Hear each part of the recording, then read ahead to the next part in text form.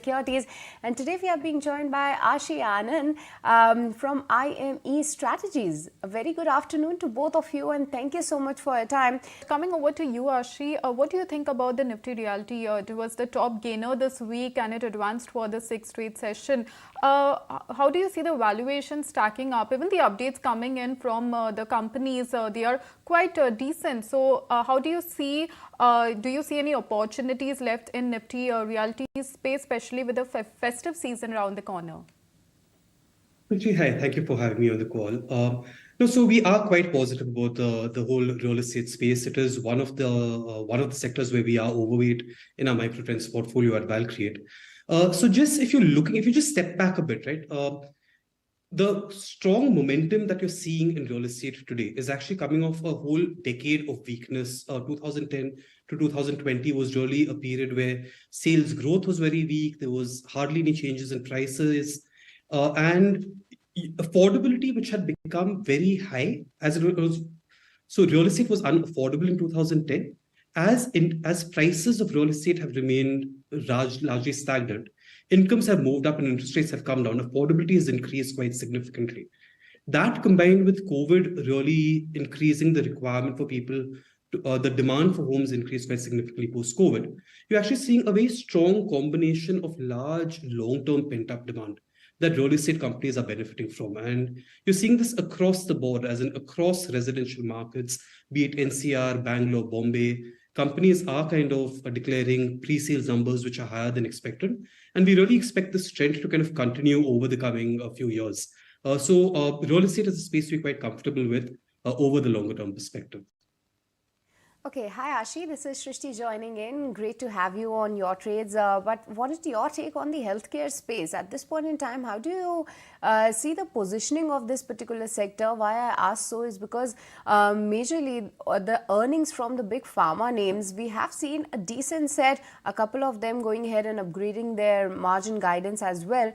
And the commentary is actually on the positive side when it comes to the US price erosion. So at this point in time, do you believe that there are opportunities in the pharma space, as well as what's your take on the healthcare space overall? Because these diagnostic space, hospital stocks, they were all buzzing in the week gone by. So after the correction that we have seen in these names, do you believe that now it's the time to enter for the long term rather?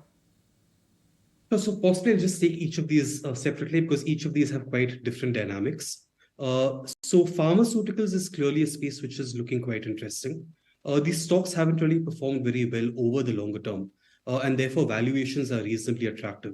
What you are seeing and what is clearly helping pharma as of today is pricing pressure, which was quite sharp in the US 6 to 9 months back, has clearly abated. And you also, a number of companies actually benefiting from certain limited competition launches. So Revlimid is a particularly large drug, it's a multi-billion-dollar drug that multiple Indian pharma companies are actually benefiting from. And both kind of revenues and margins on this particular product are quite high. So US pharmaceuticals, especially the US pharma kind of pack, which was quite kind of muted a few quarters back, is clearly seeing a strong uptick. And I think you've seen Cipla's numbers, you've seen Sun numbers. All of these have actually been better than expected. Coming to diagnostics, diagnostics is a space that, we aren't really very positive on this from a longer term perspective, while we are aware about the larger unorganized to organized shift that can take place in the space. I think there is a large scope for potential pricing erosion as new competition comes in. Pricing is quite disparate across the board, and how pricing competition will kind of play out while the growth story is very clear. Whether current high levels of margins and profitability can be sustained over the longer term is still something that we are watching quite closely. Healthcare, especially hospitals, is a slightly different animal because out here it's really when you have space for a particular large hospital, and to set up a 300, 500 bed multi-specialty hospital, you're talking of capex and hundreds of crores. As in, these are very large, long gestation projects. You tend to kind of financials of these companies tend to get impacted while you're doing this capex. But once you've gone through this capex, you actually go through a period of sustained kind of growth outperformance as utilizations pick up. So there's very strong operating and financial leverage that can play through. And as long as you're in this period before you hit the next capex cycle, Healthcare is a space that can be quite interesting, especially given the longer term underpenetration of healthcare in the Indian markets. Well, thank you for your view on healthcare stocks. Coming to you, Ashi, what do you think about the chemical space? We saw companies cutting their guidance, like UPL also cut their guidance this week. So, do you see it's the best time to buy chemical stocks? Are you seeing the prices bottoming up for the chemical space? And which segment do you find some value coming in? So chemicals, a little difficult to say at this point in time whether it's really bottomed yet or not. What you're really seeing in chemicals is some form of a kind of a perfect storm. You've had Chinese supply kind of come back in at a time when the global economic kind of environment worsened and demand across a number of segments which use these kind of chemicals actually slowed down quite significantly. So, as in, it's a perfect recipe for kind of sharp pricing declines. You've had slowing demand and an increase in supply. Now, given the fact that Chinese supply is not going to go away anywhere in the near term, and the global economic environment is not yet very clear in terms of how soon it's going to rebound. Yes, prices have come down, but I'm not yet sure whether you can yet call this a bottom.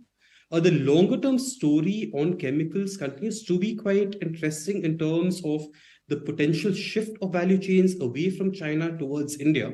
But I think you're still at relatively kind of early stages of this transition.